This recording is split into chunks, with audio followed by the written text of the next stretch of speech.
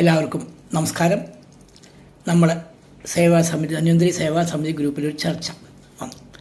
അതൊരു ശ്ലോകത്തോടുകൂടി അഡ്വക്കേറ്റ് നന്ദൻ വാര്യർ എന്നറിയപ്പെടുന്ന എൻ്റെ നന്ദേട്ടൻ ചോദിച്ചു. അവിടുന്ന് തുടങ്ങാം നമുക്ക് നമ്മളെ ചർച്ചകൾ. അതിൽ കോരുഖ് എന്ന്, അതായത് അശ്വിനിദേവന്മാർ ആലത്തിയൂർ നമ്പിയെ പരീക്ഷിക്കാൻ വേണ്ടി വന്ന് ചോദ്യം ചോദിച്ചു. അതിന് അദ്ദേഹം പറഞ്ഞ മറുപടി: കാലേഹി ഇരമരഭോജി കൃതചംക്രമണ അവിധൃതമൂത്രപുരീഷ സ്ത്രീഷു സംയമന യോ നര സോ അരുഖ്. അതാണ്. അപ്പോൾ കോര് കഹ അരുഖ്, ആരാണോ രോഗി? അപ്പോൾ അദ്ദേഹത്തിൻ്റെ മറുപടി സോരുഖ് സഹ അരുഖ്, അദ്ദേഹമാണ്, അവനാണ് അരുഖ്, അതായത് ആരോഗ്യമുള്ളവൻ, രോഗമില്ലാത്തവൻ. അതിന് പറയുന്ന സിമ്പിൾ മലയാളത്തിൽ പറഞ്ഞൊരു ശ്ലോകമാണ്: കാലേഹി ഹിതമിടപൊരു, കാലത്ത് യഥാകാലത്ത് ഹിതമായതും മിതമായുമായ ആഹാരം കഴിക്കുന്നവൻ, ആഹാരകാലത്ത്. പിന്നെയോ കൃതചംക്രമണം, അത്യാവശ്യം ചംക്രമണം, പരിക്രമണം, ശരീരം കൊണ്ട് കുറേ നടത്തം എന്നീ എക്സസൈസുകൾ ചെയ്യുന്നവൻ. അവിധൃത മൂത്രപുരുഷ, അവിധൃതമായ മൂത്രപുരുഷങ്ങളെ തടുക്കാതിരിക്കുക, അതായത് അത് യഥാകാലം വിസർജിക്കുക, ശരീരത്തിന് വേണ്ടാത്ത വിസർജിക്കുക.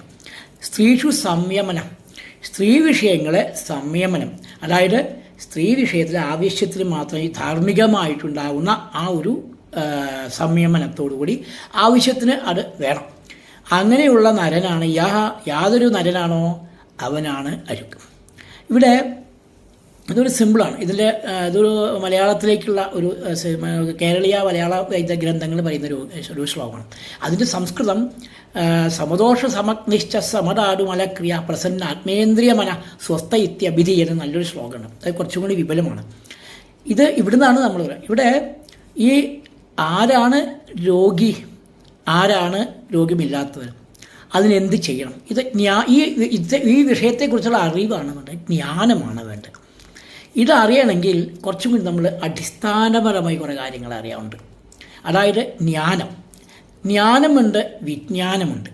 അപ്പോൾ ആരോഗ്യത്തെക്കുറിച്ചുള്ള ജ്ഞാനങ്ങളും വിജ്ഞാനങ്ങളും, രോഗം എങ്ങനെ ഉണ്ടാകുന്നു, നമ്മുടെ ശരീരം എന്തുകൊണ്ടുണ്ടാക്കി, ശരീരം എങ്ങനെയാണ്, ഈ ശരീരത്തിൽ രോഗമുണ്ടാകാനുള്ള കാരണം എന്തൊക്കെയാണ്, അതിൽ നമ്മൾ എന്തൊക്കെ നിരീക്ഷിക്കണം, എന്തൊക്കെ അനുഷ്ഠാനിക്കണം. ഇവിടെ ഈ കാലഹിതമിടഭോജി എന്ന് പറയുന്നത്, കാലത്ത് ഹിതമായതും മിതമായതും, ഏതാണ് കാലം, എന്താണ് ഹിതം, എന്താണ് മിതം, ഇങ്ങനെ അനവധി കാര്യങ്ങൾ നമ്മൾ മനസ്സിലാക്കാറുണ്ട്. കൃതചംക്രമണം, എങ്ങനെയാണ് ചംക്രമണം, എത്രത്തോളം വേണം. സ്ത്രീഷു സംയമനം, എങ്ങനെയാണ് സ്ത്രീകളിൽ സംയമനം, എന്താണ് ഉദ്ദേശിക്കുന്നത്. അപ്പോൾ അതാണ് യഥാർത്ഥ ജ്ഞാനം. നമ്മൾ ഇതിനെക്കുറിച്ച് ഉണ്ടാവണം. ആ ജ്ഞാനം ഉണ്ടാവണമെങ്കിൽ നമ്മുടെ ജ്ഞാനം എന്ന് വെച്ച് കഴിഞ്ഞാൽ അറിവ് നമുക്ക് കിട്ടുന്ന വേദങ്ങളിൽ നിന്നാണ്. ഇപ്പോൾ ഉണ്ടായ എല്ലാ വിജ്ഞാനത്തിൻ്റെയും അടിസ്ഥാനം നമ്മുടെ പൗരാണികമായ വേദഗ്രന്ഥങ്ങളിൽ, വേദത്തിലാണ്. 4 വേദമുണ്ട് നമുക്ക്. ഈ 4 വേദത്തിൽ നിന്നാണ് നമുക്ക് അറിവുണ്ടാവുന്നത്. അപ്പോൾ ആ അറിവ് എന്ന് വെച്ചാൽ എന്താണ്, വേദങ്ങൾ എന്താണെന്ന് ആദ്യം നമുക്ക് മനസ്സിലാക്കണം. അവിടെ നിന്ന് തുടങ്ങാം നമ്മുടെ ഈ വിജ്ഞാനത്തിൻ്റെ ആ ഒരു ചർച്ചകൾ.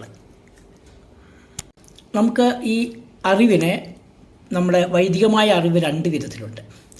പര എന്നും അപര എന്നും.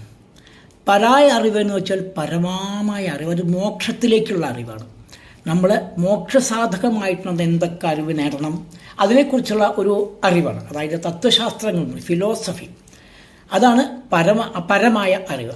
അപരമായ അറിവ് എന്ന് വെച്ച് കഴിഞ്ഞാൽ ലൗകികമായ അറിവ്, അതായത് ശ്രേഷ്ഠജ്ഞാനം എന്ന്, ജീവിക്കാൻ വേണ്ട, ജീവിതത്തിൻ്റെ വേണ്ട അറിവ്, അതിനാണ് ലൗകികമായ അറിവ്.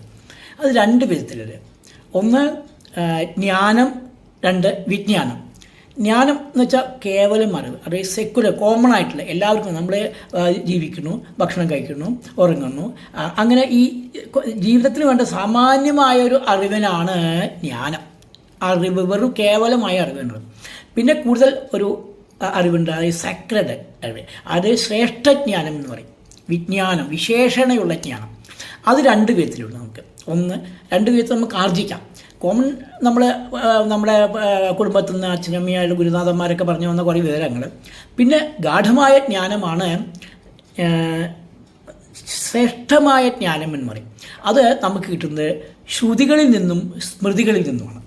അല്ലെങ്കിൽ ശ്രുതിയായിട്ട് കേട്ട് പഠിച്ചത് നമ്മുടെ ഗുരുനാഥന്മാർ ആചാര്യന്മാർക്ക് കേട്ട് അത് പഠിക്കാം. പിന്നെയോ സ്മൃതി, അത് പണ്ടുള്ള ആൾക്കാർ ഓർമ്മയിൽ നിന്ന് എഴുതി വെച്ച ഗ്രന്ഥങ്ങളിൽ നിന്നുണ്ടാകുന്ന അറിവ്, അത് വായിച്ചുണ്ടാക്കാം. മറ്റൊന്ന് നമ്മൾ ഈ ശ്രുതിയായിട്ട്, അതായത് നമ്മളെ പഠിപ്പിച്ചുണ്ടാക്കണം. പണ്ട് നമ്മൾ ഇതുപോലെ പഠിപ്പിക്കുക എന്ന് വെച്ചാൽ ചൊല്ലി പഠിപ്പിക്കുക ചെയ്യാം. അതാണ് വേദം. അപ്പോൾ വേദങ്ങളിൽ നിന്നുള്ള അറിവ്, പിന്നെ നമ്മൾ ഈ പൗരാണികമായുള്ള ആൾക്കാർ ആചാര്യന്മാർ എഴുതി വെച്ച ഗ്രന്ഥങ്ങളുണ്ട്. അപ്പോൾ ഈ വേദങ്ങൾ അവിടെയാണ് നമ്മുടെ വിജ്ഞാന സ്രോത, അതായത് ജ്ഞാനവൃക്ഷം എന്ന് പറയും. അതായത് ജ്ഞാനം ഒരു വൃക്ഷമായി നമ്മുടെ മുന്നിലുണ്ട്. പൗരാണികമായ വേദജ്ഞാനങ്ങൾ ഒരു വൃക്ഷമാണ്, വേദവൃക്ഷങ്ങൾ. അവിടെ വേദങ്ങൾ, ഉപവേദങ്ങൾ, വേദാംഗങ്ങൾ, ദർശനങ്ങൾ, പുരാണങ്ങൾ, അങ്ങനെ അനവധി ഇപ്പം ഉണ്ടാക്കുന്ന ഈ ആത്മീയമായ നോളജ് അടക്കം ഇതെല്ലാം ഒന്നിച്ചുള്ള കുറേ വിജ്ഞാനങ്ങൾ. അതൊന്നും ഒരു സാമാന്യമായ ഒരു മനുഷ്യനെ പഠിക്കാൻ പറ്റില്ല. അത് മുഴുവൻ പഠിച്ച ആൾക്ക് ഋഷീശ്വരന്മാരാണ്.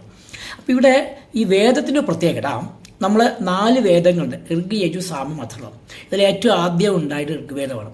ഋഗ്വേദത്തിലെ ആദ്യത്തെ ശ്ലോകം സ്റ്റാർട്ട് ചെയ്യുന്നത് അഗ്നിമീളെ പുരോഹിതം യജ്ഞസ്യ രേവമൃത്തിജം ഹോതാരം രത്നധാടവം.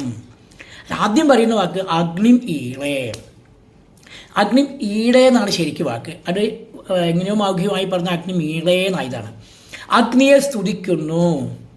അപ്പോൾ അഗ്നിയെ സ്തുതിക്കുന്നു എന്ന ആദ്യം നമ്മുടെ ഭൂമിയിൽ ഉണ്ടായ ആ വാക്ക് അഗ്നി. എന്താണ് അഗ്നി? നമ്മൾ വിചാരിക്കും ഈ ദീപമൊക്കെയാണ് അഗ്നി, പക്ഷേ യഥാർത്ഥ അഗ്നി അങ്ങനെയല്ല. യഥാർത്ഥ അഗ്നിയുടെ പര്യായം പറയുമ്പോൾ പ്രഭാവിഭവസ്തു, അല്ലെങ്കിൽ വൈശ്വാനരൻ, വിശ്വത്തിൻ്റെ നരനാണ് അഗ്നി. ഈ പ്രപഞ്ചത്തിൻ്റെ എല്ലാ ജീവജാലങ്ങളിലുള്ള പ്രഭ, ആ ഒരു തേജസ്, അതാണ് അഗ്നി. അപ്പോൾ പറഞ്ഞാൽ പ്രപഞ്ചത്തിൻ്റെ ആ ഊർജമാണ് അഗ്നി. അതിനെ നമ്മുടെ ഋഷീശ്വരന്മാരെ അരണിയിൽ കടഞ്ഞ് തീയാക്കി ഒരു തിരിയിലേക്ക് എത്തി അനശ്വതം കൊണ്ട് നടന്നാണ് ഇന്ന് നമുക്ക് കിട്ടുന്ന ഈ അഗ്നി. അത് ദീപമായിട്ടും കനലായിട്ടും എല്ലാം നമുക്ക് കിട്ടുന്ന അഗ്നി. ഇപ്പോൾ അതിന് മോഡേൺ വേർഷൻ ഇറങ്ങിയ ഇലക്ട്രിസിറ്റി അടക്കം. പക്ഷേ അന്നത്തെ ആ തത്വം തന്നെയാണ്. അതാണ് ആദ്യത്തെ ടെക്നോളജി. പ്രകൃതിയിലെ ഊർജത്തെ ഒരു തീനാളത്തിലേക്ക് സംക്രമിച്ച ആ ടെക്നോളജിയാണ് നമ്മൾക്ക് ഋഷീശ്വരന്മാർ നമുക്ക് തന്നത്. അറിവ്, നമുക്ക് ഈ അറിവിനെ, നമ്മുടെ വൈദികമായ അറിവ് 2 വിധത്തിലുണ്ട്: പര എന്നും അപര എന്നും. പരായ അറിവ് എന്ന് വെച്ചാൽ പരമമായ അറിവ്, അത് മോക്ഷത്തിലേക്കുള്ള അറിവാണ്. നമ്മൾ മോക്ഷസാധകമായിട്ടുള്ള എന്തൊക്കെ അറിവ് നേടണം അതിനെക്കുറിച്ചുള്ള ഒരു അറിവാണ്. അതായത് തത്വശാസ്ത്രങ്ങൾ, ഫിലോസഫി, അതാണ് പരമായ അറിവ്. അപരമായ അറിവ് എന്ന് വെച്ച് കഴിഞ്ഞാൽ ലൗകികമായ അറിവ്, അതായത് ശ്രേഷ്ഠജ്ഞാനം എന്ന് ജീവിക്കാൻ വേണ്ട, ജീവിതത്തിൻ്റെ വേണ്ട അറിവ്, അതിനാണ് ലൗകികമായ അറിവ്. അത് 2 വിധത്തിലുണ്ട്. ഒന്ന് ജ്ഞാനം, 2 വിജ്ഞാനം. ജ്ഞാനം എന്ന് വെച്ചാൽ കേവലം അറിവ്, അതായത് സെക്കുലർ, കോമൺ ആയിട്ടുള്ള എല്ലാവർക്കും. നമ്മൾ ജീവിക്കുന്നു, ഭക്ഷണം കഴിക്കുന്നു, ഉറങ്ങുന്നു, അങ്ങനെ ഈ ജീവിതത്തിന് വേണ്ട സാമാന്യമായ ഒരു അറിവിനാണ് ജ്ഞാനം. അറിവ് വെറും കേവലമായ അറിവുണ്ട്. പിന്നെ കൂടുതൽ ഒരു അറിവുണ്ട്, അതായത് സക്രഡ് അറിവ്, അത് ശ്രേഷ്ഠജ്ഞാനം എന്ന് പറയും. വിജ്ഞാനം, വിശേഷണയുള്ള ജ്ഞാനം, അത് 2 വിധത്തിലുണ്ട് നമുക്ക്. ഒന്ന് 2 വിധത്തിൽ നമുക്ക് ആർജിക്കാം. കോമൺ നമ്മുടെ കുടുംബത്തിൽ നിന്ന് അച്ഛനമ്മയായിട്ട് ഗുരുനാഥന്മാരൊക്കെ പറഞ്ഞു വന്ന കുറേ വിവരങ്ങൾ. പിന്നെ ഗാഠമായ ജ്ഞാനമാണ് ശ്രേഷ്ഠമായ ജ്ഞാനം എന്ന് പറയും. അത് നമുക്ക് കിട്ടുന്നത് ശ്രുതികളിൽ നിന്നും സ്മൃതികളിൽ നിന്നുമാണ്. അല്ലെങ്കിൽ ശ്രുതിയായിട്ട് കേട്ട് പഠിച്ചത് നമ്മുടെ ഗുരുനാഥന്മാർ ആചാര്യന്മാർക്ക് കേട്ട് അത് പഠിക്കാം. പിന്നെയോ സ്മൃതി, അത് പണ്ടുള്ള ആൾക്കാർ ഓർമ്മയിൽ നിന്ന് എഴുതി വെച്ച ഗ്രന്ഥങ്ങളിൽ നിന്നുണ്ടാകുന്ന അറിവ്, അത് വായിച്ചുണ്ടാക്കാം. മറ്റൊന്ന് നമ്മൾ ഈ ശ്രുതിയായിട്ട്, അതായത് നമ്മളെ പഠിപ്പിച്ചുണ്ടാക്കണം. പണ്ട് നമ്മൾ ഇതുപോലെ പഠിപ്പിക്കുക എന്ന് വെച്ചാൽ ചൊല്ലി പഠിപ്പിക്കുക ചെയ്യാം. അതാണ് വേദം. അപ്പോൾ വേദങ്ങളിൽ നിന്നുള്ള അറിവ്, പിന്നെ നമ്മൾ ഈ പൗരാണികമായുള്ള ആൾക്കാർ ആചാര്യന്മാർ എഴുതി വെച്ച ഗ്രന്ഥങ്ങളുണ്ട്. അപ്പോൾ ഈ വേദങ്ങൾ അവിടെയാണ് നമ്മുടെ വിജ്ഞാന സ്രോത, അതായത് ജ്ഞാനവൃക്ഷം എന്ന് പറയും. അതായത് ജ്ഞാനം ഒരു വൃക്ഷമായി നമ്മുടെ മുന്നിലുണ്ട്. പൗരാണികമായ വേദജ്ഞാനങ്ങൾ ഒരു വൃക്ഷമാണ്, വേദവൃക്ഷങ്ങൾ. അവിടെ വേദങ്ങൾ, ഉപവേദങ്ങൾ, വേദാംഗങ്ങൾ, ദർശനങ്ങൾ, പുരാണങ്ങൾ, അങ്ങനെ അനവധി ഇപ്പം ഉണ്ടാക്കുന്ന ഈ ആത്മീയമായ നോളജ് അടക്കം ഇതെല്ലാം ഒന്നിച്ചുള്ള കുറേ വിജ്ഞാനം, അതൊന്നും ഒരു സാമാന്യമായ ഒരു മനുഷ്യനെ പഠിക്കാൻ പറ്റില്ല. അത് മുഴുവൻ പഠിച്ച ആൾക്ക് ഋഷീശ്വരന്മാരാണ്. അപ്പോൾ ഇവിടെ ഈ വേദത്തിൻ്റെ പ്രത്യേകത, നമ്മൾ 4 വേദങ്ങളുണ്ട്: ഋഗ്, യജു, സാമം, അഥർവം. ഇതിൽ ഏറ്റവും ആദ്യം ഉണ്ടായിട്ട് ഋഗ്വേദമാണ്. ഋഗ്വേദത്തിലെ ആദ്യത്തെ ശ്ലോകം സ്റ്റാർട്ട് ചെയ്യുന്നത് അഗ്നിമീളെ പുരോഹിതം യജ്ഞസ്യ ദേവമൃത്യം ഹോതാരം രത്നധാടവം. ആദ്യം പറയുന്ന വാക്ക് അഗ്നിം ഈളെ. അഗ്നിം ഈളെ എന്നാണ് ശരിക്കും വാക്ക്. അത് എങ്ങനെയോ മൗഖ്യമായി പറഞ്ഞ അഗ്നി മീളെ എന്നായതാണ്. അഗ്നിയെ സ്തുതിക്കുന്നു.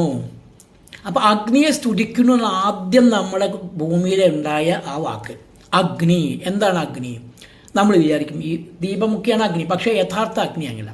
യഥാർത്ഥ അഗ്നിയുടെ പര്യായം പറയുമ്പോൾ പ്രഭാവിഭവസ്തു, അല്ലെങ്കിൽ വൈശ്വാനരൻ, വിശ്വത്തിൻ്റെ നരനാണ് അഗ്നി. ഈ പ്രപഞ്ചത്തിൻ്റെ എല്ലാ ജീവജാലങ്ങളിലുള്ള പ്രഭ, ആ ഒരു തേജസ്, അതാണ് അഗ്നി. അപ്പോൾ പറഞ്ഞാൽ പ്രപഞ്ചത്തിൻ്റെ ആ ഊർജമാണ് അഗ്നി. അതിനെ നമ്മുടെ ഋഷീശ്വരന്മാരെ കടഞ്ഞ് അരണിയിൽ കടഞ്ഞ് തീയാക്കി ഒരു തിരിയിലേക്ക് എത്തി അനശ്വരം കൊണ്ട് നടന്നാണ് ഇന്ന് നമുക്ക് കിട്ടുന്ന ഈ അഗ്നി. അത് ദീപമായിട്ടും കനലായിട്ടും എല്ലാം നമുക്ക് കിട്ടുന്ന അഗ്നി. ഇപ്പോൾ അതിന് മോഡേൺ വേർഷൻ ഇറങ്ങി ഇലക്ട്രിസിറ്റി അടക്കും. പക്ഷേ അന്നത്തെ ആ തത്വം തന്നെയാണ്. അതാണ് ആദ്യത്തെ ടെക്നോളജി. പ്രകൃതിയിലെ ഊർജത്തെ ഒരു തീനാളത്തിലേക്ക് സംഗർഭിച്ച ആ ടെക്നോളജിയാണ് നമ്മുടെ ഋഷീശ്വരന്മാർ നമുക്ക് തന്നത്. അപ്പോൾ ഈ അഗ്നി എന്നതിന് വളരെ അർത്ഥങ്ങളുണ്ട്. ആ ശ്ലോകം തന്നെ എടുക്കുകയാണെങ്കിൽ, അതായത് ഓം യജ്ഞസ്യ പുരോഹിതം ദേവം ഋത്തിജം ഹോതാരം രത്നദാതമം അഗ്നി ഈളേ. യജ്ഞത്തിൻ്റെ പുരോഹിതനും ദേവനും ഋത്തിക്കും ഹോതാവും രത്നധാരിയുമായ അഗ്നിയെ സ്തുതിക്കുന്നു, സ്തുതിച്ചാലും. അപ്പോൾ അഗ്നി എന്നാൽ വൈശ്വാനൻ എന്നൊരർത്ഥമുണ്ട്. ഈ വിശ്വത്തിൻ്റെ നാഥൻ, പ്രപഞ്ചനാഥൻ, അഥവാ ഈ പ്രകൃതിയുടെ നാഥൻ. അത് ഈ പ്രകൃതിയിലെ ഊർജത്തിനെയാണ് അഗ്നി എന്ന് പറയുന്നത്. ഈള എന്നതിന് സ്തുതിക്കുക, അല്ലെങ്കിൽ മംഗളം, പ്രശംസിക്കുക എന്നൊക്കെ അർത്ഥമുണ്ട്. അപ്പോൾ ഈ സ്തുതി എന്നൊക്കെ സാധാരണ ദൈവത്തിനോടാണോ നമ്മൾ, ദൈവങ്ങളെയാണ് നമ്മൾ സ്തുതിക്കുക അല്ലെങ്കിൽ ആരാധിക്കുക. സ്തുതിക്കാം അല്ലെങ്കിൽ ആരാധിക്കാം. അതിനെ ദൈവഭജനം അല്ലെങ്കിൽ ഭക്തി എന്ന് പറയാം. സാധാരണ ദൈവത്തിനാണല്ലോ നമ്മൾ ആരാധിക്കുക. ഇവിടെ ആരാധന, ഉപാസന 2 വിധത്തിലുണ്ട്. ദൈവഭജനം 2 വിധത്തിൽ, ആരാധിക്കാം അല്ലെങ്കിൽ ഉപാസന ചെയ്യാം. ആരാധിക്കുക എന്നെങ്കിൽ ദൈവത്തിനെ പ്രാർത്ഥിക്കുക, ദൈവത്തിനെ പുകഴ്ത്തുക, അദ്ദേഹത്തോട് നമ്മൾ യാചിക്കുക. ഉപാസന എന്നുണ്ടെങ്കിൽ ആ താതാത്മ്യം പ്രാപിക്കുക, അടുത്തിരുന്ന്, ഉപസമീപേ ആസനസ്ഥ, അടുത്തിരുന്നാൽ ഈ ദൈവത്തോടുകൂടി താതാത്മ്യം പ്രാപിക്കുക. അപ്പോൾ ഇവിടെ നമ്മൾ ചിന്തിക്കേണ്ടത്, ഈ അഗ്നിയെ നമ്മൾ ഋഷീശ്വരന്മാർ ഒരു അരണി കടഞ്ഞ് ഒരു നാളത്തിലേക്ക് എത്തി. ആ ദീപമാണ് നമ്മൾ ഇപ്പോൾ, ആ ദീപത്തെയാണ് നമ്മൾ അതാണിപ്പോൾ നമ്മൾ ദീപമായാലും ഈ അഗ്നിയായിട്ട് നമ്മൾ സ്വരൂപിച്ച് ആരാധിക്കണം. അതിന് ഹോമായാലും യജ്ഞമായാലും എല്ലാം അതിന് ആഗ്നേയത്തിലേക്ക് വരികയാണ്. ഇവിടെ ഈ പ്രകൃതിയാണ് ദൈവം. അതായത് ദൈവത്തിന് അഹിതമായി നമ്മളൊന്നും ചെയ്യാൻ പാടില്ല. അപ്പോൾ പ്രകൃതിയാണ് അഗ്നി എന്ന് പറഞ്ഞാൽ പ്രകൃതിയിലെ ഊർജ്ജം. ആ പ്രകൃതിയിലെ ഊർജ്ജത്തെ നമ്മൾ സംരക്ഷിക്കണം, അഥവാ പ്രകൃതിയെ സംരക്ഷിക്കണം. അപ്പോൾ പ്രകൃതിക്ക് അഹിതമായതൊന്നും നമ്മൾ ചെയ്യരുത്. അതാണ് ഇതിൻ്റെ അർത്ഥം. അപ്പോൾ അതായത് സ്തുതിക്കുക എന്നുകൊണ്ട് സംരക്ഷിക്കുക എന്ന് അർത്ഥം പറയാം. അപ്പോൾ പ്രപഞ്ചത്തിലെ എല്ലാ കർമ്മങ്ങളും നടത്തുന്ന പ്രപഞ്ചനാഥനെ അഥവാ അഗ്നിയെ ഞാൻ സംരക്ഷിക്കുന്നു. അത് കർമ്മത്തിൻ്റെ വിഭവങ്ങൾ, കർമ്മം നടത്തുന്ന ആള്, കർമ്മഫലം, സ്തുതിക്കുന്ന ആൾ എന്നിവയെല്ലാം അഗ്നിയാണ്. അഗ്നിയെ ആശ്രയിച്ചാണ്. അപ്പോൾ ഊർജ്ജമാണ് എല്ലാം നടത്തുന്നത്. ഊർജ്ജമില്ലെങ്കിൽ ഒന്നും നടക്കില്ല. അപ്പോൾ പ്രകൃതിയെ സ്തുതിക്കുക എന്ന് വെച്ചാൽ പ്രകൃതിയോട് ഇണങ്ങിച്ചേരുക എന്നതാണ് ഭാവാർത്ഥം. അതുകൊണ്ട് ഞാൻ അഗ്നിയെ സ്തുതിക്കുന്നു, അഥവാ ഞാൻ അഗ്നിയെ സംരക്ഷിക്കുന്നു എന്നാണ് ആ വാക്കിൻ്റെ അല്ലെങ്കിൽ ആ ശ്ലോകത്തിൻ്റെ അർത്ഥം. ഇവിടെ ഋഗ്വേദ ആദ്യത്തെ ശ്ലോകം. അപ്പോൾ നമ്മുടെ സനാതനധർമ്മപ്രകാരം അല്ലെങ്കിൽ ഹൈന്ദവ ധർമ്മം എന്ന് പറയാം, നമ്മുടെ ഭഗവാൻ അല്ലെങ്കിൽ ഈശ്വരൻ എന്ന് പറയുന്നത് പ്രകൃതിയാണ്. പ്രകൃതിയിലെ ഈ ഊർജ്ജമാണ്. ഈ പ്രകൃതിയിലെ ഊർജ്ജത്തിൻ്റെ ഒരു അംശമാണ് നമ്മുടെ ശരീരത്തിലുള്ളത്. അതാണ് നമ്മൾ ജീവാത്മാവും പരമാത്മാവും. അതാണ് അദ്വൈതം പറയുന്നത്. നദ്വൈതം അദ്വൈതം, രണ്ടല്ല ഒന്നാണ്. നമ്മളിലുണ്ടാവുന്ന ഊർജ്ജം അല്ലെങ്കിൽ നമ്മളിലുണ്ടാകുന്ന ഈ ഈശ്വരനും മറ്റുള്ള ഈ പ്രപഞ്ചത്തിലെ ഈശ്വരനും ഒന്നാണ്. അപ്പോൾ നമ്മളെ ഈ ജീവജാലങ്ങളെല്ലാം ഉള്ളത് ഒരേ പ്രപഞ്ചത്തിൻ്റെ ഊർജ്ജമാണ് അല്ലെങ്കിൽ ദൈവിക അംശമാണ്. അതാണ് നമ്മൾ ദൈവികമാണ്, നമ്മളെ ദൈവികത്തിൽ ദേവന്മാരായിട്ടാണ് നമ്മളെ വേദത്തിൽ കാണിക്കുന്നത്. അപ്പോൾ ഈ ജനങ്ങളെയെല്ലാം നമ്മൾ ദൈവത്തെ പോലെ കാണും. നമ്മളിലുണ്ടാവുന്ന ഈശ്വരൻ തന്നെയാണ് മറ്റുള്ളൂ. അഹം ബ്രഹ്മാസ്മി തത്വമസി. അപ്പം ആരും തമ്മിൽ വ്യത്യാസമില്ല, ആരും തമ്മിൽ വഴക്ക് കൂടണ്ടാവും. സ്നേഹത്തോടുകൂടി ഒരു കുലമെന്ന പോലെ ജീവിക്കണം എന്നതാണ് ഇവിടെ നമ്മൾ ചിന്തിക്കേണ്ടത്. അവിടെ നിന്നാണ് നമ്മുടെ ആരോഗ്യത്തിൻ്റെ കാര്യങ്ങൾ, ആരോഗ്യത്തിൻ്റെ വിജ്ഞാനം ഉണ്ടാവുന്നു എന്നാണ് എനിക്ക് പറയാനുള്ളത്. എല്ലാവർക്കും ധന്വന്തരി ഭഗവാൻ അനുഗ്രഹം ഉണ്ടാവട്ടെ എന്ന് പ്രാർത്ഥിക്കുന്നു. ഓം ധന്വന്തരിയേ നമഃ.